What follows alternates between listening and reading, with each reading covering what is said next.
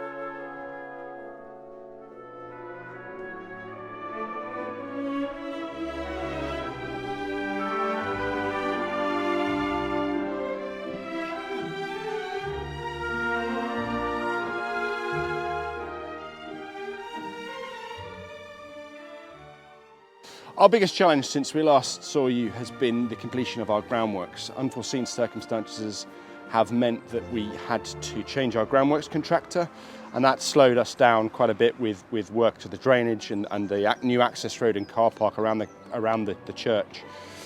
What hasn't been affected quite as much, and what we were able to start just before Christmas, was the brickwork. So we're now standing up on the first level of scaffolding. As you can see, we're starting to put in the heads, the stone heads to some of our windows on the side of the narthex at the front of the church. It's been great to see some progress, and despite some cold weather, we've had a number of weeks of below freezing temperatures which have impacted us a little bit. We've still managed to make our way up and make some real progress with the brickwork. So we maybe have a bit more of a look around the outside of the church now and give you a better idea of the progress that's been made.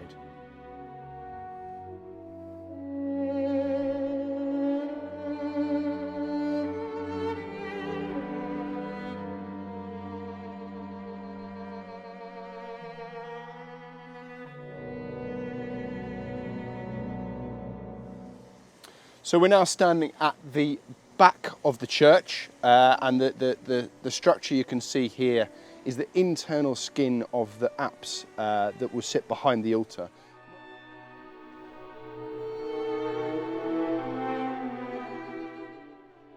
Just below us on the scaffold here is where we've set a couple of weeks ago, just after Christmas, the cornerstone that you saw in previous videos being created and being blessed.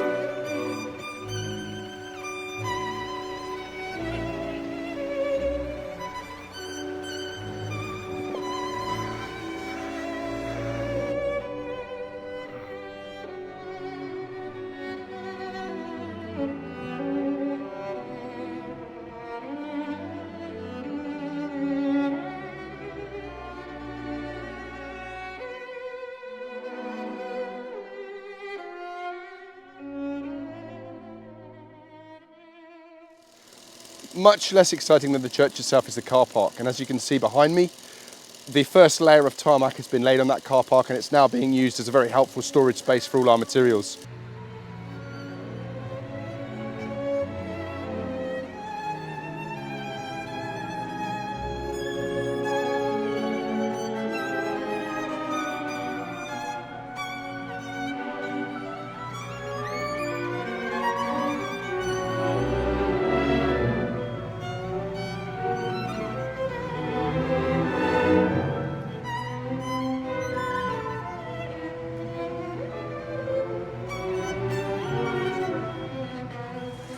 So we're now inside the church, and you can see we've made some great progress with the block work in here.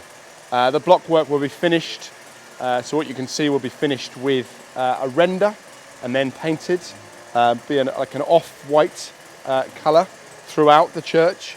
You can see some of the archways behind me, which will be the access points into the side chapel, and then the sacristy, or one of the sacristies either side of the sanctuary.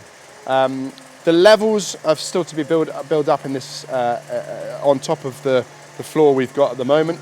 So we're going to probably come up about another half a metre, and you can see we're going to have a closer look at the altar now, which is going to give you a clear indication of the levels that the floor will end up being at. So we'll have 4 level changes in the floor of the church. The first being the transition between the nave of the church, where the congregation will kneel and attend Mass. The first step up from there will be into the sanctuary at the communion rail, and then we'll have a further 3 steps, as is traditional, around the altar that the priest and servers will use throughout Mass. To give you an idea of the final level at the top of the step before the altar, this concrete slab here is the slab that will support the altar, built out of concrete in the hope that we one day will have a heavy, solid stone altar, or at least partly stone altar, and this concrete foundation will be able to take the weight of that back through to the ground. But it gives you an idea of this will be the bottom of our altar, with 3 steps, as I say, leading up to that level. But for a closer look at the apse here, you can see when we looked at it outside, it was a faceted shape. On the inside here, it will be a perfectly smooth curve in one direction, and then above the scaffold that we've got in place now will be the sphere, so curve in 2 directions, horizontally and vertically.